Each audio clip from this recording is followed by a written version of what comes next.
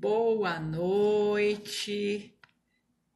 Boa noite, Clau. Boa noite, Lei Figo. Deixa eu acenando. Boa noite, Milanelisandra. Vamos aguardar um pouquinho. O Breno Castro já está aí, mas vamos recebendo as pessoas. A Cláudia Nunes, sejam muito bem-vindas. Vamos ganhando aí os nossos oi, olá. Vão colocando aí para mim, por favor, de que cidade vocês estão falando, né? Da onde a gente se conhece, se você está vindo pela primeira vez, se você veio pelo Breno, ou se você está vindo porque você já é da minha rede. Vamos contando aí para mim. Muito legal receber vocês. Boa noite, Letícia.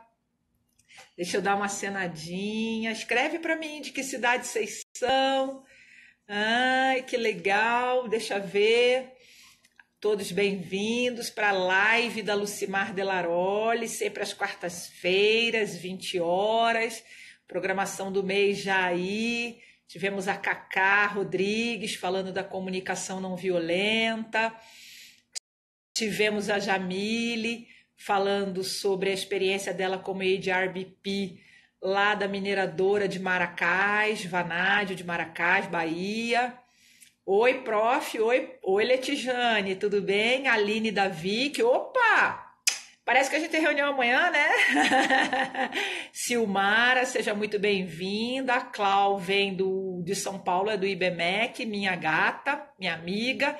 Tililine, ai que nome legal, Tililine, olha as fotinhas eu não consigo ver, então se o nome do Instagram não é parecido eu nem cumprimento, que eu não sei. Seja bem-vinda, Tililine, muito bom. O Breno já entra. Então aí na outra semana, quarta-feira que vem, nós vamos ter a Márcia Welita, vai estar falando de governança corporativa. Tati Wada, entra aí, seja muito bem-vinda. Depois a gente vai ter a Eliane Melo falando da experiência dela também no Nordeste, numa empresa de logística. Vamos colocando um monte de HRPP no top aí. Pessoal, primeiro de tudo, antes de chamar nosso querido amado Breno Castro, hoje é um dia onde eu tive emoções, surf de emoções, né? Quem não? Eu tive muita alegria e muito estresse. Da onde que vem muito estresse? Eu estou em Londrina, no Paraná, fazendo um curso aberto de formação de HRBP. São 40 horas, com mais lindas, muitas delas estão aqui resilientes, segura na mão de ninguém, larga a mão de ninguém, sem se tocar e com muito álcool gel. Um pouco de estresse, porque a gente está com todos os cuidados numa sala ampla, a gente está fisicamente com o tal de 1 metro, mas nós estamos em atividade, não depende só da gente cancelar a atividade. Aqui em Londrina, Paraná, estão começando a fazer as quarentenas agora, então é o tempo que eu estou acabando e indo embora para São Paulo, que já está de quarentena. Meu filho está em casa sem aula, minha filha vai começar home office, meu marido foi para home office agora, então é um momento que a gente gostaria de estar junto com a nossa família, né? Então isso dá um estresse, os nossos negócios todos estão sendo impactados, né?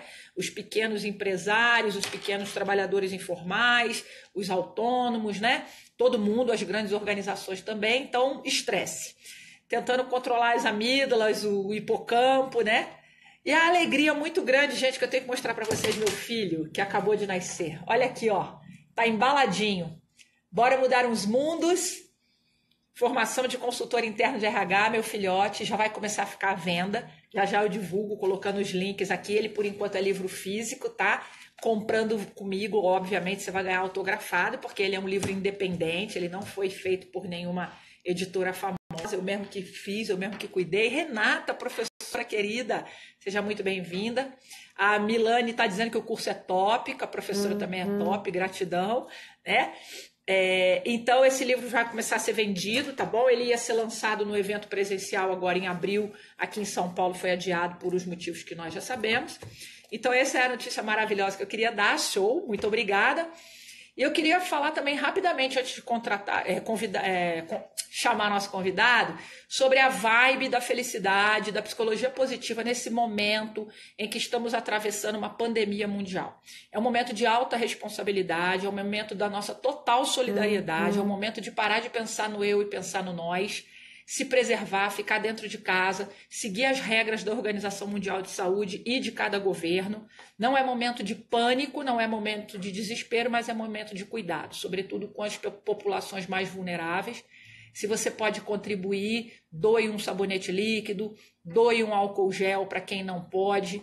Tenta suportar um pouco os trabalhadores mais impactados, as suas faxineiras, suas manicures, suas empregadas domésticas, o tiozinho da padaria, porque são pessoas que vão quebrar e isso também é um desdobramento da epidemia que muito nos preocupa, tá? Então não é para brincar, não é para pânico, é um momento de amor, acolhimento, compaixão, transcendência, tá? Queria deixar aqui minha solidariedade e o meu trabalho, todo o apoio que eu puder, quem precisar, conta comigo, os meus canais de comunicação estão aí, vamos evitar as ansiedades, os estresses, os pânicos, os terrores, não é para ter medo do seu amigo, porque vírus pega no corpo, por isso a gente faz a higiene, mas ele também pega na alma, que é o vírus da ignorância, o vírus do egoísmo, né? Então, sanear seus pensamentos com boas ações, com boas vibrações, levando mensagens de esperança e de confiança nos governos e nos médicos e nos trabalhadores da área da saúde, porque estão arriscando suas vidas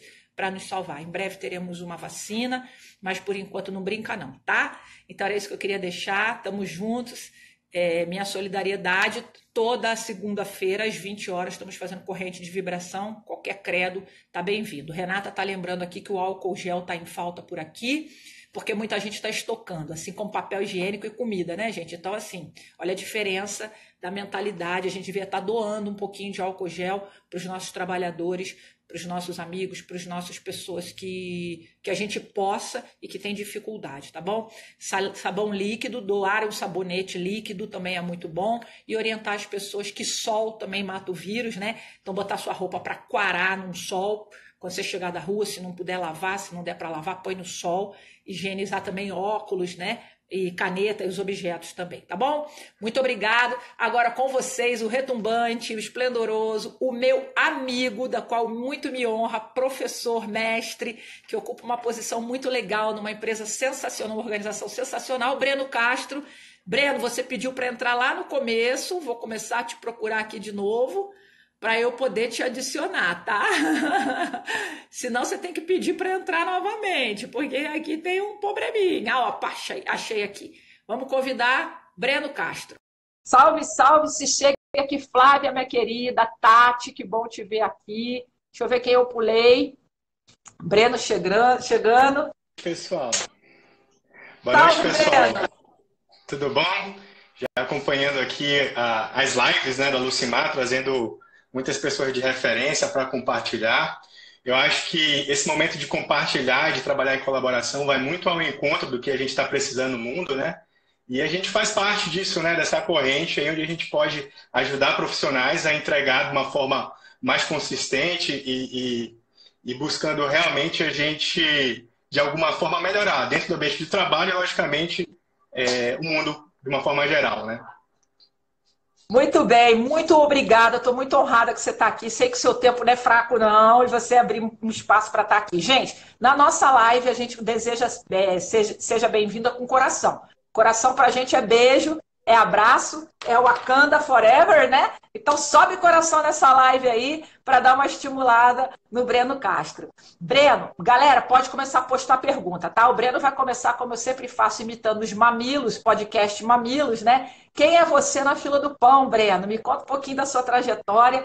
Vou chegando, pessoal, todos muito bem-vindos. Só tô vendo subir no nome aí, mas 2 telas e eu com a olha não consigo olhar os nomes. Vai aí. Então, Lu, contando aqui um pouquinho da minha história, né? Eu sou de Belém do Pará e fiz alguns movimentos da minha carreira, né? Eu sou da área jurídica e acabei caindo, né? Felizmente, acho que as coisas não são por acaso, na área de psicologia organizacional, na área de RH. E conta um pouquinho também dessa história do livro da Lucimar, né? Que ela acabou de mostrar pra gente, né? Presenteando a gente com essa obra. Bom, como é que aconteceu essa minha história, né? Em 2001, na época a gente chamava de teste vocacional, né? Hoje é uma orientação que a gente faz. Nesse teste vocacional, quando eu fiz, tinham dado 3 cursos assim de orientação para eu fazer. primeiro lugar estava psicologia, em segundo lugar, ciências políticas, e em terceiro, psicologia. E aí, né, por influência dos pais, né, por uma questão cultural, eu acabei optando pelo direito. E foi aí que eu iniciei minha carreira, né? Então, eu fui no Tribunal de Justiça, trabalhei como advogado e passei num concurso público, né, onde eu passei por várias áreas e uma das áreas que eu passei foi o RH, né? Até então eu estava atuando como gestor do plano de saúde, que ficava dentro da própria área de RH, e um belo dia a minha gestora, a minha gerente falou, olha, você tem perfil para consultoria interna de RH, para BP, você não quer fazer um trabalho com a gente? Eu falei, claro, topo, né? E foi a minha primeira experiência, e depois que eu saí dela, e o quanto eu tinha impactado de alguma forma as pessoas positivamente, né, da área de negócios, eu falei, olha, eu vou reestruturar aqui minha carreira para eu estar atuando. E eu lembro muito bem que eu cheguei na mesa da minha gerente e falei, olha, queria te comunicar que eu quero trabalhar na área de consultoria. Ela falou, não, mas você é gestor do plano de saúde, né? Como é que eu posso fazer? Eu falei, eu não sei como... Eu só estou te avisando que a partir de agora, o meu movimento vai ser para isso. E aí eu, desde dessa época, né, era 2010, eu atuo nessa área, né? Fiz 3 especializações na área, estou indo para a 4ª, fiz meu mestrado buscando essa parte de administração, né? Principalmente na questão da liderança. Tenho atuei em São Paulo 4 anos e agora estou no interior de São Paulo atuando nessa área. Fiz mestrado... Ô, Breno, na PUC. deixa eu te interromper só um pouquinho. Primeiro de tudo, né? Live é surpresa. Eu não sabia que você era advogado. Não sabia. E não sabia que tu era de Belém do Pará. Eu sabia que tu tinha um sotaque diferente, mas que tu era de Belém do Pará, eu não sabia. Então, se eu já era apaixonada, agora apaixonei mais ainda. Mas deixa eu falar um negócio pra você. Eu sabia que tu tinha um defeito. O defeito era esse, tu é advogado, né? Ah! Então, surpresa, né? Outro ponto importante, assim, ele fala em 2001, eu fiz o teste vocacional, vontade de te beliscar. 2001 eu era gerente, eu já estava saindo do RH. Pô, quantos anos você tem, amigo? Conta não, fica quieto, deixa aí, né? Então, Breno, sabe o que me chama a atenção, isso é muito importante, essa necessidade do lifelong learning, né? A pessoa passar sempre estudando. Você fez 3, depois de direito, você fez 3 especializações e um mestrado. Como é que foi? Você fez mestrado ou está fazendo a especialização em que agora? Fala um pouquinho para mim. Então, até um comentário da Silmara, né? A Silmara está participando, ela me conheceu lá em Belém do Pará, né? A gente não uma projeto que a gente fez lá de avaliação de potencial. Então, eu iniciei a parte acadêmica, né, voltada para essa área, fazendo gestão de pessoas. Né? Então, fiz a primeira especialização. Senti uma necessidade, como eu trabalhava com grupos, eu senti uma necessidade de uma especialização na área de dinâmica de grupos. Então, fiz uma formação para leitura de grupo, intervenção.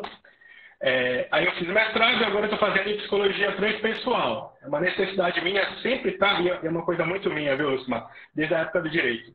Eu acredito que a gente tem uma responsabilidade muito grande. E a partir dessa responsabilidade, né, a gente busca atender da melhor forma as pessoas, os clientes e quem busca a gente. Muito bom. Então, deixa eu te complementar. Coach também. Olha que legal. Deixa eu complementar, então, uma coisa aqui muito importante, tá, gente? Ele fala que é uma necessidade muito dele. Todos os meus amigos têm essa necessidade também. E por quê? Porque, graças a Deus, né, eu tenho bons amigos, bem-sucedidos, porque uma das características dos profissionais que se destacam é o aprendizado contínuo, né?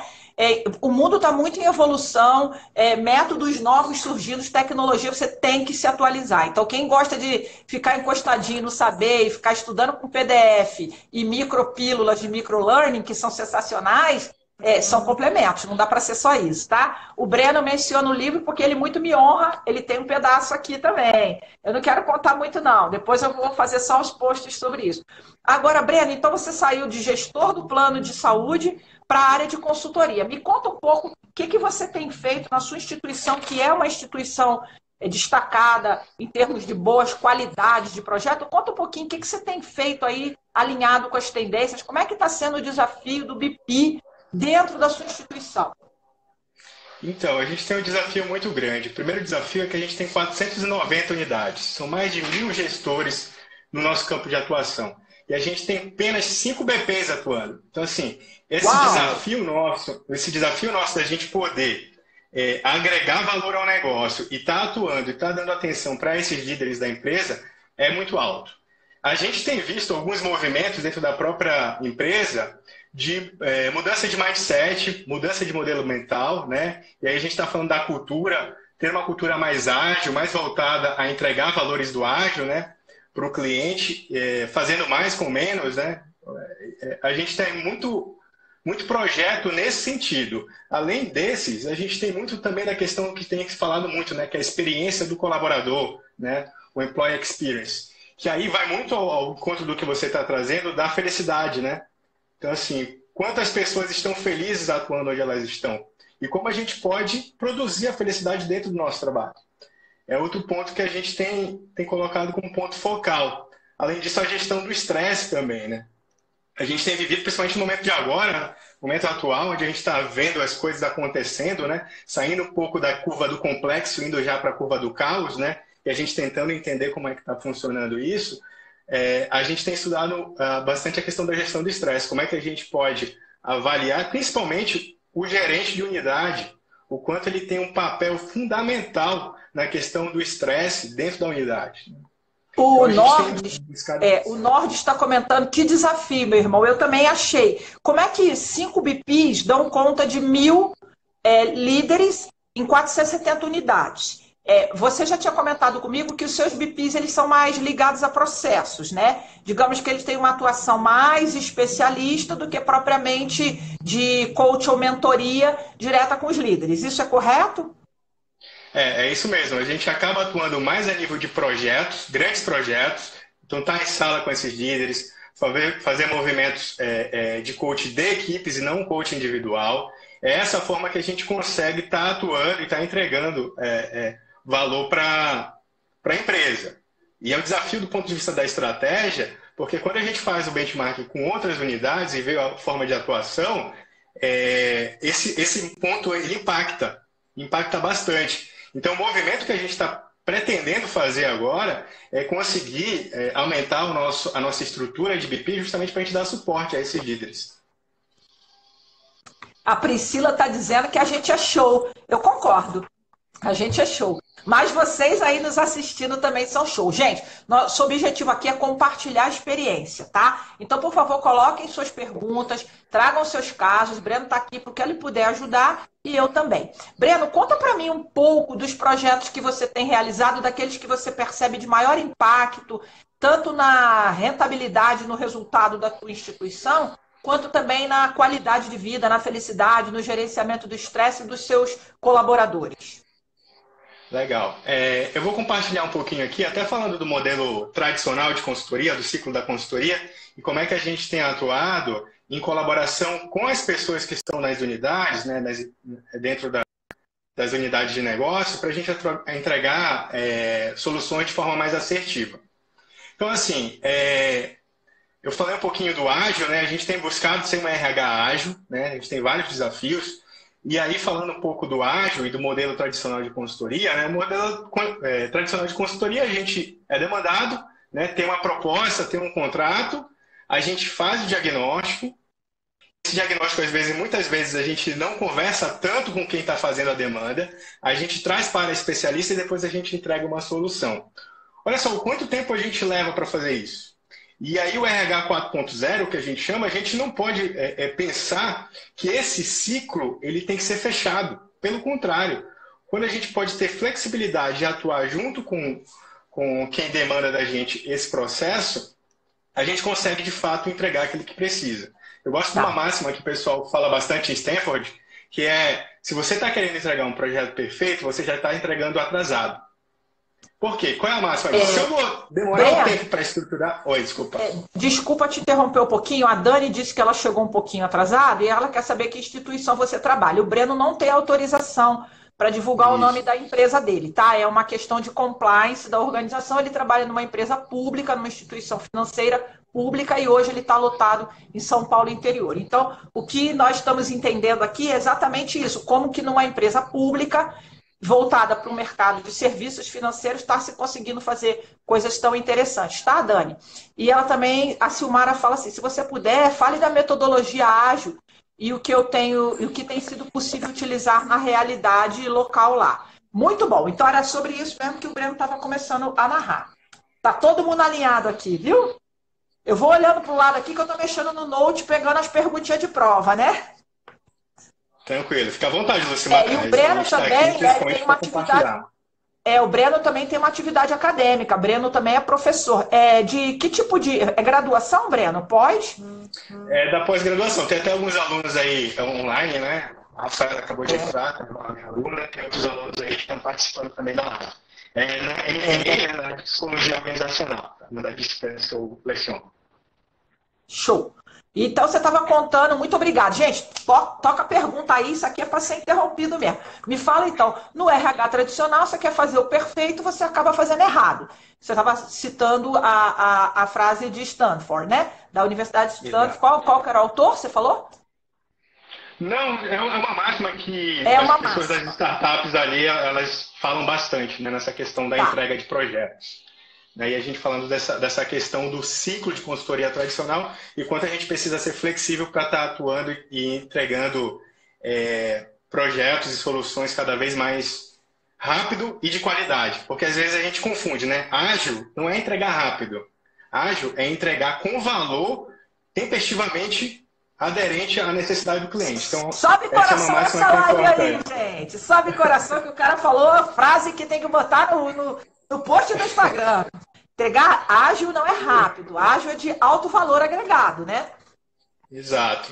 Exatamente. Então, olha só. Nesse modelo tradicional de consultoria, onde eu tenho a entrada, faço o diagnóstico, levo para a minha área especialista, vejo qual é a melhor solução e depois eu entrego a solução para o cliente, olha só quantas vezes a gente está entrando em contato e construindo colaborativo com o cliente. Muito pouco.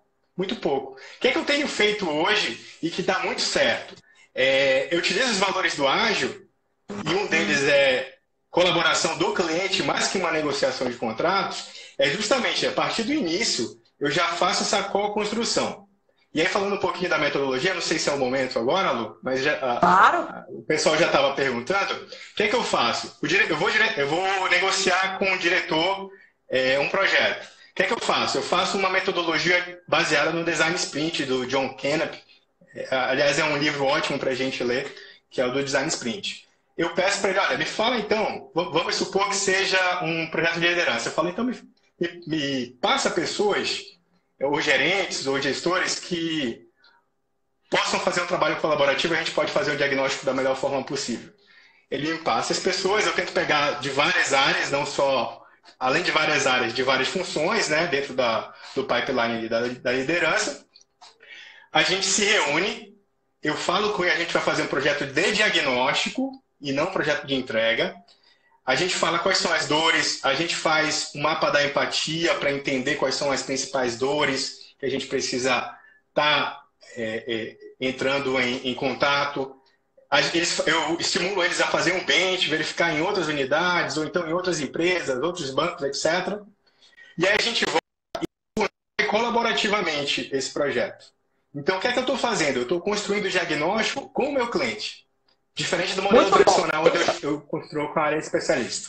Isso, deixa eu te interromper porque eu estou monitorando as perguntas. Tem a Leli Figo, ela fala assim, como define prioridade? Eu sei que você vai chegar lá, só para ficar atento que a gente já viu sua pergunta, tá? Você falou para mim, então, que o seu projeto é de diagnóstico e não necessariamente de entrega.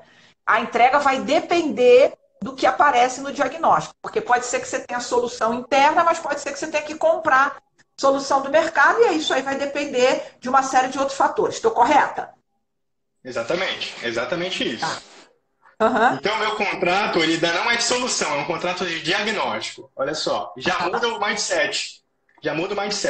Enquanto eu estou pensando em entregar uma solução para o meu cliente no nível de contrato, na verdade, quando eu chego ali, eu estou vendo quem são as pessoas, qual é o perfil que eu tenho que agregar para fazer o diagnóstico junto com a área de negócio.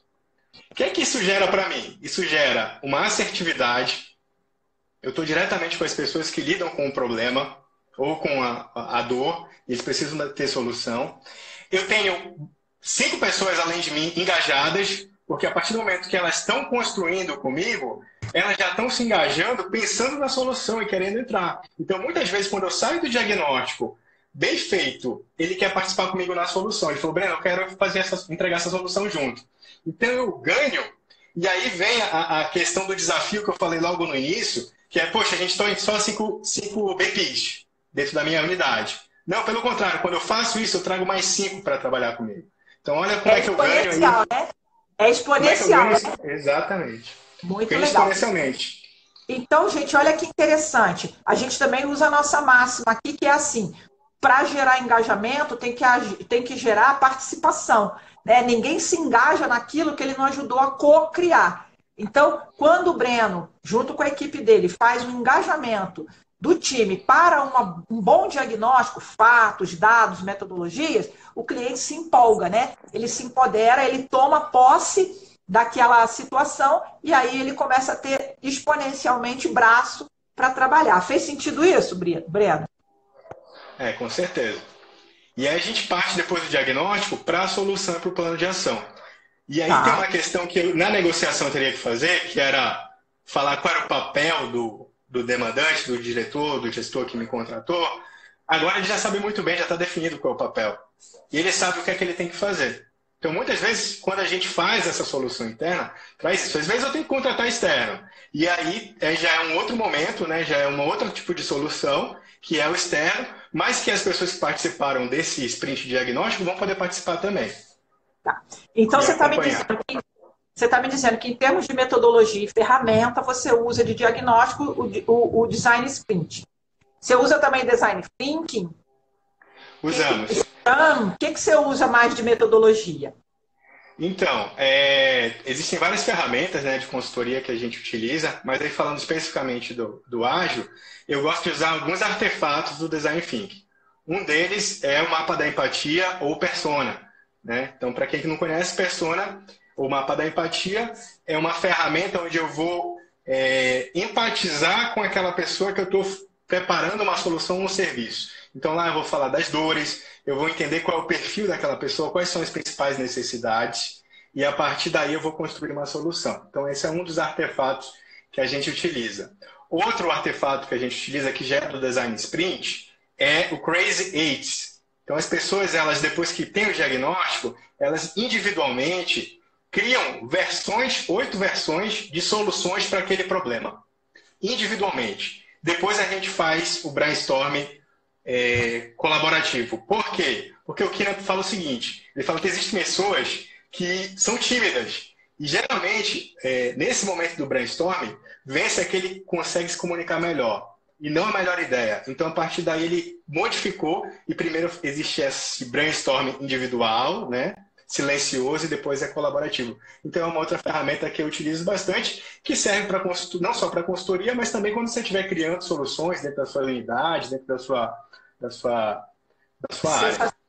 Não estou vendo o coração nessa live, vamos mandar beijinho aqui e muita vibração positiva, né? Sem coronavírus. E aí, nesse caso, a escuta ativa é de suma importância, certo?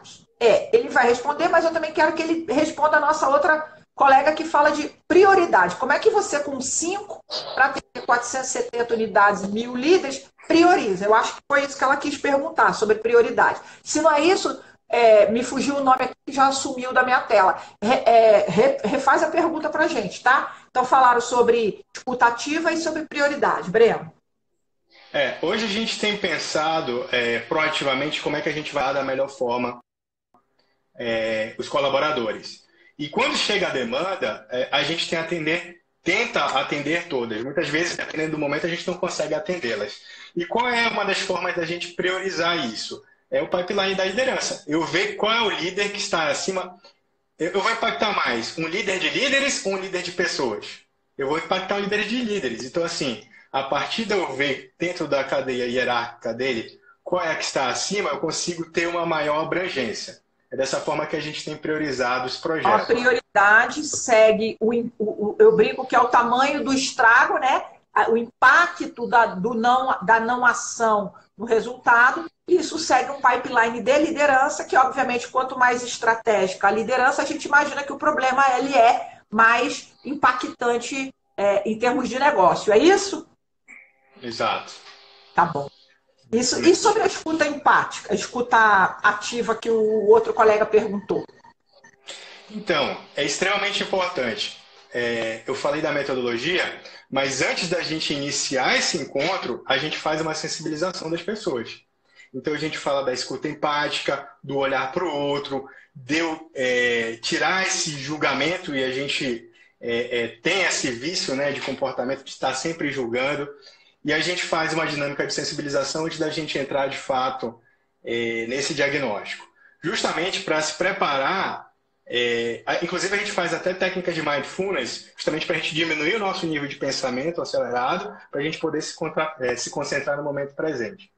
Então, de fato, é uma ferramenta que é fundamental. Muito legal. E essas ferramentas da escuta empática, da não julgamento, do mindfulness, que também você está falando um pouco da comunicação não violenta, isso já é disseminado na cultura da instituição? Os líderes lidam com isso bem, eles usam bem essa ferramenta, porque eu tenho a impressão que muitos aqui se esbarram ainda com os líderes um pouco mais duros, né? Onde quando a gente começa a propor escutativa e mindfulness, os caras comecem a ter um outro foco. Se eu estiver errado também, o povo que está assistindo me corrige aqui. Como é que é isso na cultura da tua instituição? Então, a gente já teve muito preconceito, né, com relação a essas práticas, e eu vejo as pessoas um pouco mais abertas. Se a gente colocar uns 3 anos atrás, talvez a gente soasse de uma outra forma. Só que o que é que acontece e facilita? Quando eu estou usando nessa metodologia, tá, gente? Tem outros treinamentos que eu faço e que a gente tem que fazer uma abordagem um pouco diferenciada. Quando eu estou escolhendo o perfil das pessoas que vão participar do sprint, eu já falo, pessoas que têm flexibilidade, que buscam mudança, que têm um comportamento proativo, que é um líder de referência, ou que é um técnico de referência. Esse perfil, geralmente, já vem pessoas que estão, se não acostumadas com isso, mas que estão abertas a esse tipo de abordagem. Isso facilita bastante o trabalho quando a gente está fazendo a criação. Quando a gente entrega a solução, aí realmente a gente tem esses perfis um pouco menos ligados a pessoas, menos a questão das soft skills, e aí a gente tem que usar um outro tipo de abordagem, né? E isso faz parte do nosso dia a dia, né, gente? Eu acho que a diversidade ela é muito importante e a gente tem que saber encarar da melhor forma, mesmo que isso vá ao encontro de algumas coisas que a gente possa até acreditar. Nos brindando aqui o Adriano, nos brindando aqui a Jamile, que fez uma live sensacional semana passada, né? A Jamile está falando, então é preciso ter uma cultura propícia para utilizar essas ferramentas. Sim, é isso que eu acabei de perguntar, né? E isso é um pouco disseminado, e o Breno estava contando já, Emile, que há 3 anos atrás isso era meio mal visto, mas hoje já começou a ficar mais palatável, né? E ela fala assim, você colocou, me fez lembrar da frase do Peter Drucker que diz a cultura devora a estratégia no café da manhã. Ó, esse povo aqui, essa frase do Drucker eu nem conhecia não, já vou copiar. Mas é verdade. Essa frase Não, ia comentar justamente, essa frase aí, ela é uma máxima que é muito verdade, né, dentro das organizações. Inclusive, a gente tem um papel fundamental, que é a gente mudar essa cultura. Quando a gente fala de resistência à mudança, o percentual maior das instituições que elas não conseguem, de fato, adaptar ou a novas metodologias ou uma nova cultura, é justamente essa nossa inabilidade de atuar em cima da cultura. Então, uma coisa que é extremamente importante, e já falando do papel do BP, é entender como é que eu atuo em cima dessa cultura. O BP ele trabalha como um agente de mudança no plano estratégico, futuro e pessoas. Então, conhecer de cultura, saber manejar artefatos de cultura, leituras de cultura é um skill bem importante, né? Com certeza, acho que é fundamental. Hoje a gente não pode deixar de estar olhando para isso. Tá rolando uma tietagem aqui nos nossos comentários, é o Nordes falando que é fã da Jamile, Jamile falando que admira o Nordes. Tô querendo ver aqui o que tá rolando aqui, que tá rolando uma live em paralelo, né? Mas isso é maravilhoso. Breno, vamos à pergunta que não quer calar. Conta um pouquinho para mim, como vocês são medidos como HRBP? Que tipo de indicador, que tipo de entrega, como que a gente pode saber na tua instituição que um BP tem alta performance? Vocês têm scope, vocês têm métrica, como é que é isso lá? A gente tem métrica, sim, a gente é avaliado. Aliás, é um caso das empresas. A gente tem buscado fazer bench até para conhecer como é que as pessoas estão fazendo essa mensuração. E falando um pouco do que é hoje, a gente está muito em cima do nível do índice de satisfação do cliente. O quanto ele me entrega as respostas daquilo que tem a ver com o índice de satisfação. De fato, isso é uma métrica... Aí você pergunta, né, Breno? Mas essa métrica, ela de fato corresponde ao que a gente tem sobre o negócio? Não, eu acredito que não. Pelo contrário, eu vejo isso mais como uma avaliação de reação, como uma avaliação de métrica do impacto no resultado. Que é importante, que é válido, mas a gente ainda está caminhando nesse nível aí de indicadores que levam de fato ao impacto. Eu vejo que quando a gente está fazendo... Opa, desculpa. Quando eu estou trabalhando numa mentoria individual, ou quando eu estou falando ou fazendo um projeto que está impactando diretamente, por exemplo, um treinamento de vendas, ou eu estou fazendo uma mentoria com gestores de uma determinada área, eu consigo mensurar isso. Mas quando eu estou trabalhando com questões mais genéricas, questões de alta complexidade, é muito difícil a gente conseguir mensurar isso. Entendi. Eu tenho trabalhado com os alunos na formação de uso de uma ideia do Balance Scorecard. Então, quando você fala lá de satisfação de cliente, é um indicador de scorecard, né? Que é quando o cliente me dá uma nota, ou eu uso, sei lá, através de um Google Forms, um SurveyMonkey, qualquer outra coisa, até mesmo um Mentimeter, né? Um aplicativo, onde ele me diz como isso impactou. Como melhorou, o que era o antes, o que veio depois, porque a gente tem sempre uma ideia que indicador precisa de número, né? E o indicador ele não precisa necessariamente de número, ele pode ser um indicador de processo, agilidade, melhoria, eficiência, qualidade, sinergia do processo, né? Realimentação do processo, redesenho do processo, métrica, satisfação de cliente, depoimento dele, né? Quando ele coloca lições aprendidas, é métrica, né? Não é sobre o método, é sobre como você usa aquele resultado, tá? Legal. Acho que você tocou numa questão que é muito importante, que é eu fazer uma pesquisa de avaliação antes e depois do projeto. Acho que é fundamental, você consegue ter uma métrica. A Jamília aqui falou que ela achou muito bacana a sua colocação, e também está nesse caminho da mensuração e que ela gostaria de fazer bench. Aí depois vocês mandam um direct aí, ou escreve para mim os dois que eu troco os telefones, vocês fazem aí. Vocês possuem um formulário para compartilhar? É a pergunta da Leli. Olha, eu não sei se é a Leli Figo ou o Leli Figo, porque como eu disse, eu não consigo ver a fotinho, tá? Que eu sou meio cegueta. Tem formulário? Como é que você tem dashboard? Como é que você... coloca os seus indicadores, seus entregáveis, seus mensuráveis? Então, como a gente tem um volume muito grande, houve uma necessidade da gente criar um dashboard lá. Então, a gente tem uma área de TI, onde a gente tem um dashboard, todas as fases, né, a gente inclui nesse dashboard, e no final do projeto, quando a gente faz o fechamento dele, em até 2 meses eu entrego um formulário que vai diretamente para o e-mail do meu cliente, e ele me responde, são 7 perguntas, né? Eu não posso abri-las para vocês aqui, mas eu tenho, nas minhas aulas, eu costumo utilizar um formulário geral, que ele é parecido com esse que a gente utiliza, eu posso estar compartilhando com vocês sim. A gente entra em contato e passa por e-mail sem problema nenhum, tá bom? Esse que eu utilizo em sala de aula. Tá, mas você pode dar algumas ideias de números, de métricas que você usa no seu dashboard? Então, você fala com relação às métricas de RH? As métricas ou de diagnóstico? Dos seus entregáveis. Pode ser o diagnóstico, pelo que você é medido. Então, a gente é medido hoje pelo índice de satisfação, né, quanto o cliente sai satisfeito. A gente tem com relação à medição de clima, né, então clima antes, clima depois. A gente tem com relação à métrica de resultado, só que quem escolhe isso é o próprio BP. Quando eu falei que é o índice de satisfação, é o que é mais utilizado. A gente tem outras métricas, mas que a gente culturalmente a gente não tem utilizado. Então a gente tem com relação a resultados também.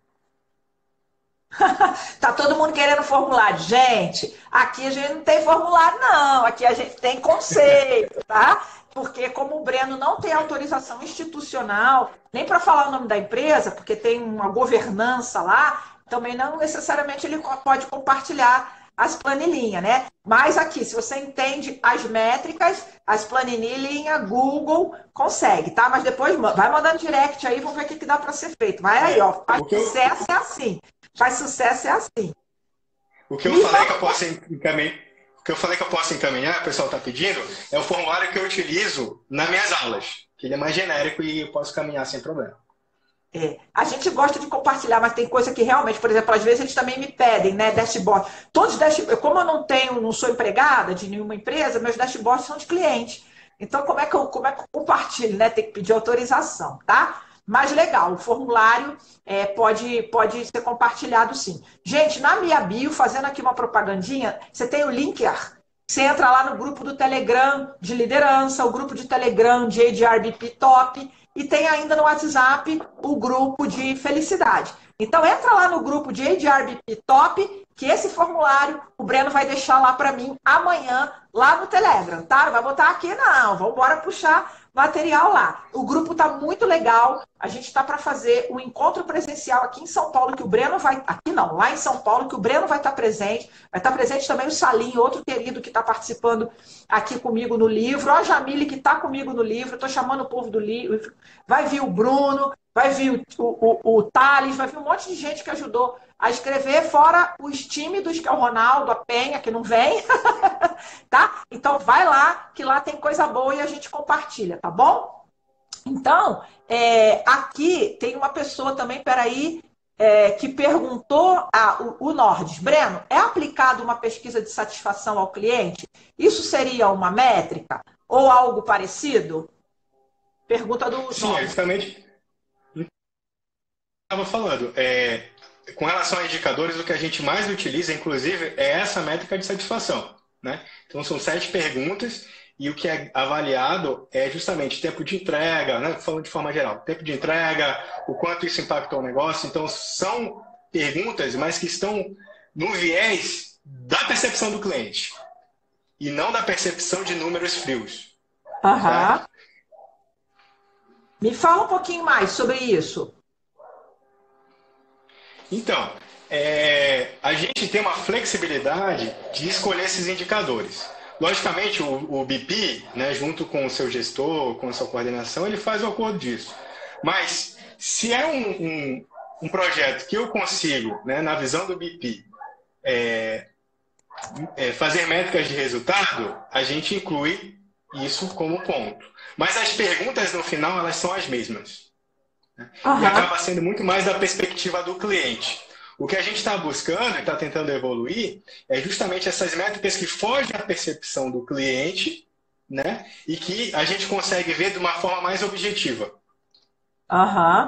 É nesse sentido que a gente está buscando.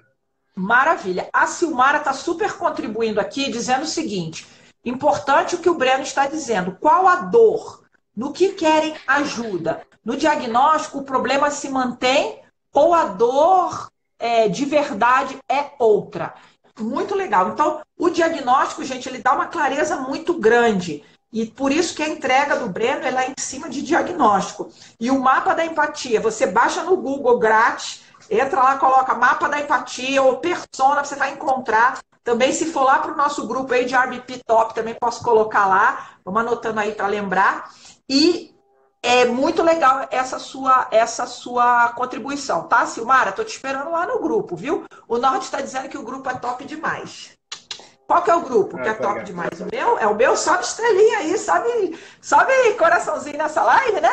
Muito bom. Ô, Breno, fala um pouquinho como é que é para ser de RBP lá na tua empresa. O que é necessário para promover ou para contratar? Como é que são as soft skills? Como é que é um pouco o perfil do HRBP lá?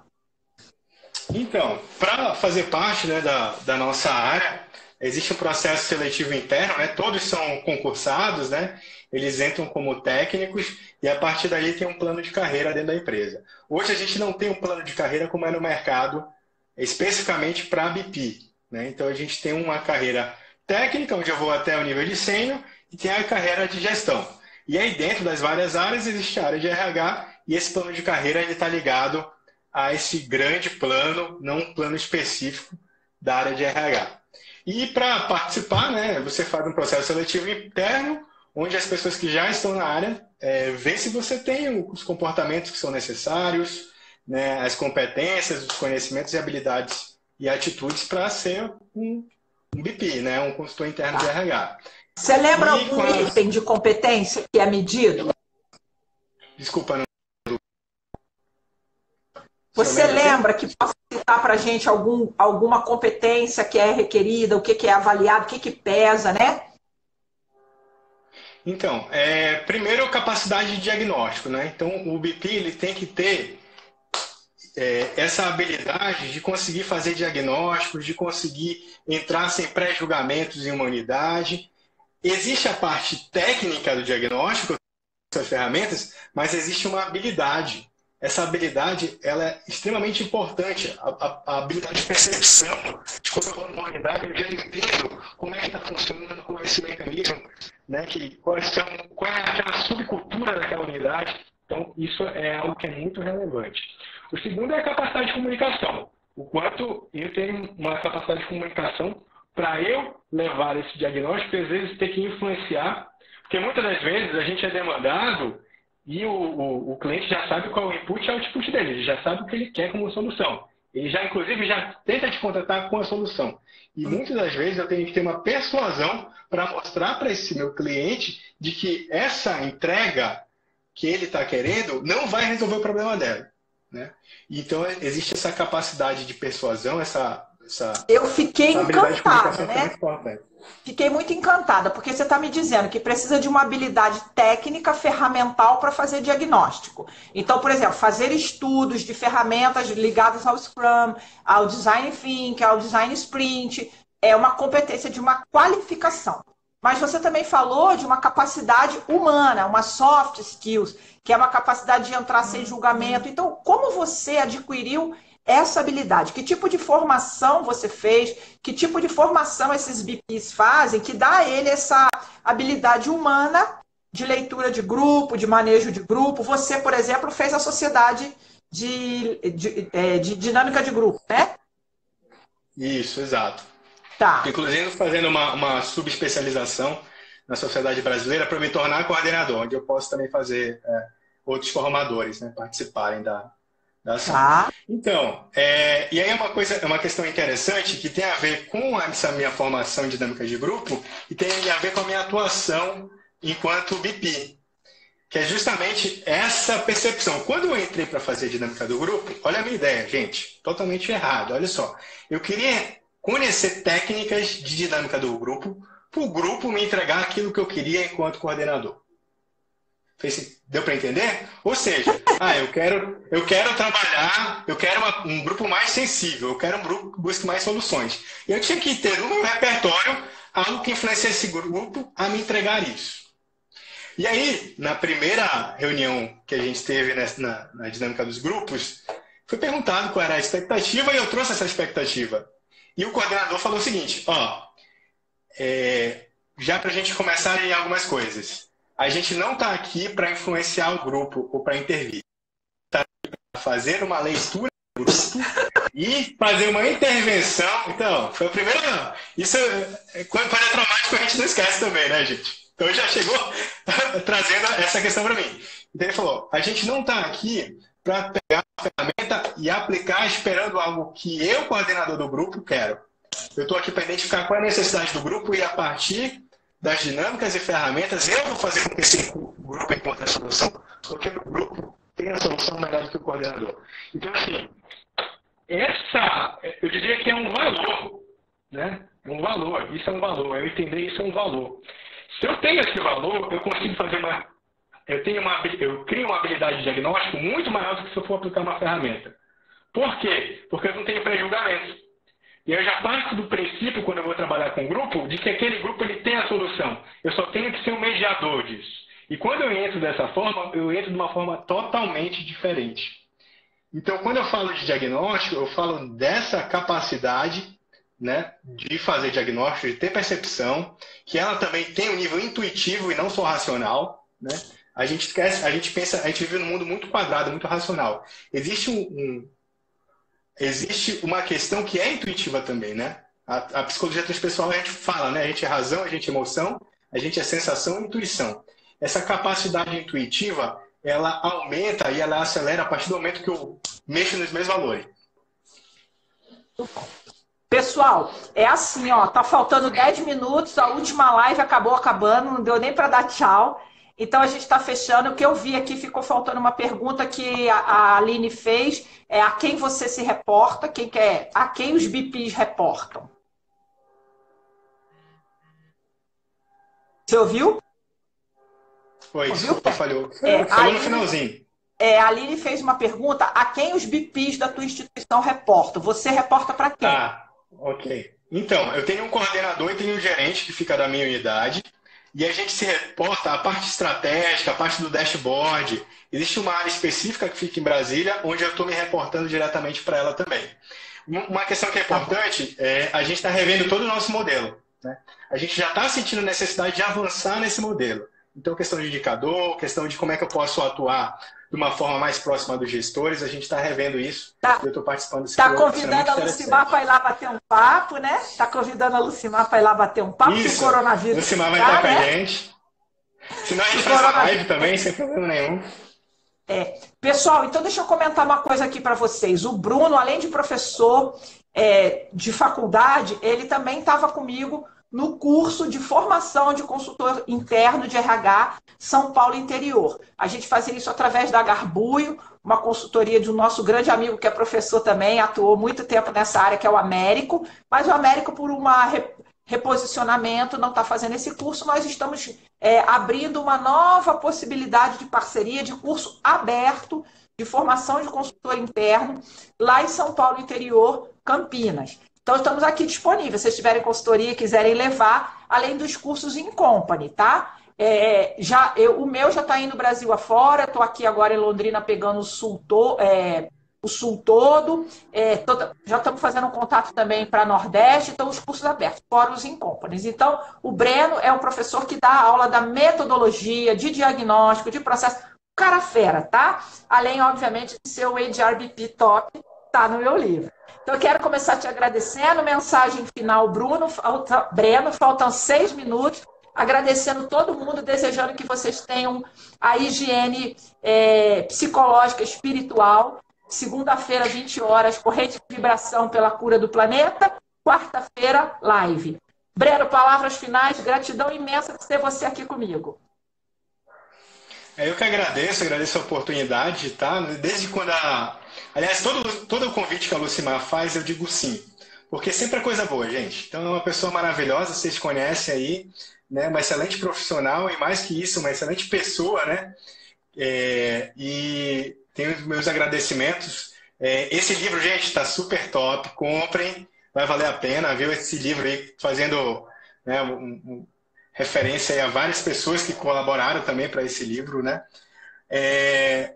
Estou à disposição, tá? Quem quiser me seguir, vou estar encaminhando para vocês algumas dicas de livro e com relação ao formulário que vocês pediam lá no canal, lá no grupo da Lucimar do Telegram, tá? Entrem lá, amanhã eu vou estar disponibilizando, vou dar algumas dicas de livro para quem quer trabalhar com arte dentro do RH, então vou trazer essas dicas de livro, vou levar um formulário padrão para vocês utilizarem, caso vocês queiram, que mede também e faz a mensuração dos projetos do HRBP. Bora todo mundo invadir o grupo.